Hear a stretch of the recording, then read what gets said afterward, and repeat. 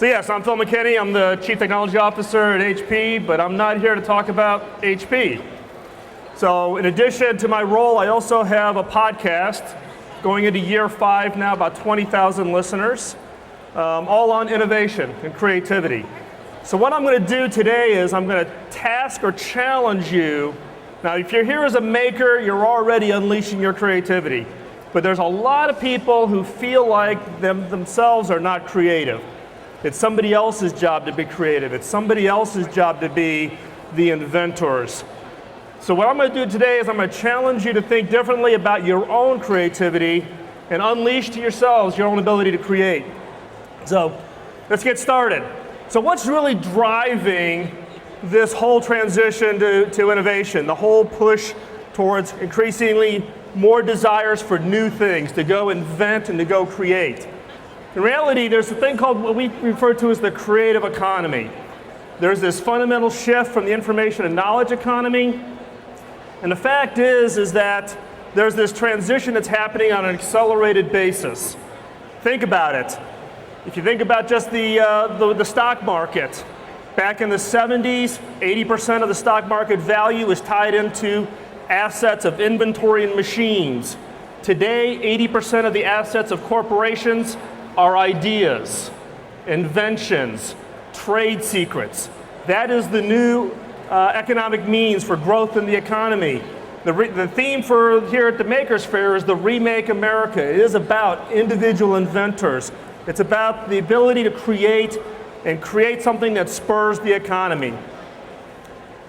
Now here's probably my most controversial statement that I'm going to make, which is that knowledge is a commodity. Any skill that you've learned, if you've gone to school, you've got a basic skill, that same skill can be taught anywhere. Think about it. The equivalent of the National Merit Honor students in China, their equivalent to the National Merit Honor students in China, is more than the total number of students in the US. And in fact, it's predicted that China will have more English-speaking people in the next 10 years than there are English-speaking people in the US. So we won't even have control over English. The fact of the matter is whatever I can teach through a traditional teaching method, it can be taught anywhere. There's lots of great universities and programs outside the US that can teach the exact same skills.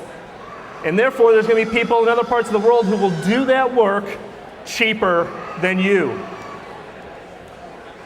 The fact is that we are all naturally creative beings. We may not think of ourselves as being creative, but we are creative beings. And kids are a perfect example, right? Think about if you've had children, how many different toys can a child create out of a used toilet paper roll? Right? We've all seen it. The kids get the toilet paper roll, they're running around, it's a gun, it's a periscope, whatever. They're going to turn anything into something creative. The reality, though, is that the educational system, in many cases, beats that creativity out of people. You go to a kindergarten class, ask how many of them are going to be inventors, how many of them are going to be artists. Every kid raises their hand. Right? Now, go ask that exact same question for the first grade, second grade, third grade, all the way up to high school. Now you go into high school and you say, how many kids are going to be artists, musicians, inventors? You might get one hand. So out of that entire time period, we basically have taught our kids how to conform, how to fit in, and how to drive towards what is accepted from the standpoint of what is chosen as be successful.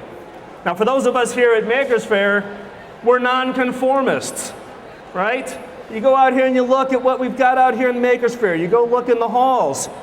That's the perfect example of being a nonconformist. And that's what we need. We need more of this out there. The other is suspending disbelief.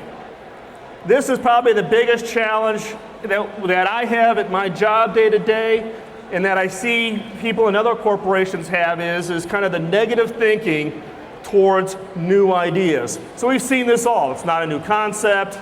not enough return on investment. That's great for the financial people. You're on the wrong, we've got to ignore the negative thinking. It's about our own personal passion. The way that I uncover people with really great ideas in HP is I identify what I call innovation champions.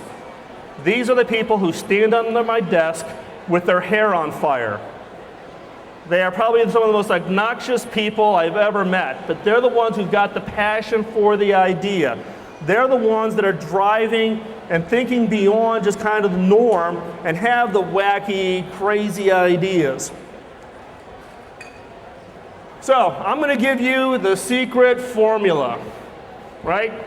You go out, there's probably 20, 25 books all on innovation. Innovation's the new buzzword. Everybody wants to drop the word innovation in what they're doing. And everybody wants to make it seem so hard. You got to have a gift from God to be able to do innovation. I'm going to give you the secret formula. In no more than 10 minutes. And if you follow the formula, you'll get it. You will be able to drive change, both not only personal innovation, but also career success and in the business. So first up is FIRE. So what does FIRE stand for? First up is focus. Right? You want to come up with something new. People are frustrated from the standpoint of being able to come up with something new. People wait for the serendipity moment. Trip and fall in the bathtub, get hit in the head, whatever. The best ideas come from having a focus. What is the area of innovation that you're going to drive to? It's not serendipity from the standpoint of having a purpose. Purposeful innovation typically will generate much better results. Next is ideation. How do you come up with the ideas? Do you do brainstorming? Do you do whack on the side of the head? All of those tools work great. What you find though is that by asking better questions, you get better ideas. This whole focus is asking the simple questions, right? You sit around and someone comes, in my case, at my job, someone comes to me and says, Phil, come up with a new product. Well, that's a stupid question, right? What's the purpose of the product? What is it we're really trying to do? So in our case, we actually have a whole series of questions that we've come up with that force you to get beyond the obvious. For instance, what is it that our customers hate about the experience of buying our product? And how do I innovate now around that? So by asking better questions, you get better ideas. The other is ranking. How many here have done a brainstorming session with a group of people, right? You get the 10 best and brightest people, right? Someone says, well, I'll write all the ideas down, and someone scribes it on a piece of paper. Someone says, I'll type it up and I'll send it around. Then what happens? Nothing. We actually expect nothing to happen, right? The whole driver here is that if you rank the ideas, if you prioritize the best ideas, you can focus the effort. Now the question is how do you do the ranking? Now, in the 10 minutes that I promised you to give you the secret formula, I can't give you all the tools. But at the end, I'll tell you how to get the full information so you can actually apply the ranking process that we actually use. And then last but not least is execution. Lots of ideas. People come up with lots of great ideas. But it's ideas plus execution that equals innovations. And being a maker is about execution. It's about creating something that you show. It's about creating something that you show somebody else how you did it. It's about revealing the secrets of how you put it all together. So it all comes down to execution. Now, FIRE by itself isn't enough. This is basic skills. So it's focus, ideation, ranking, and execution. What's missing? What I refer to as PO. So it's FIRE plus PO. So what does PO stand for? First up is perspective. So what's the perspective? You got to change perspective. We tend to get caught in our ruts. We get caught in our standard mode of thinking. So here's an example. So What's half of 13? 6.5, right? That's what we're taught in school. That's what we're taught to give the answer on an exam. But it's not the only answer, right? Could be 6 or 7. Could be 1 and 3 if I split the number. It could be 13 if I split it, if I had written the word 13 out. If it's Roman numeral, it's 11 and 2. If you split the Roman numeral horizontally, it's Roman numeral 8 and 8.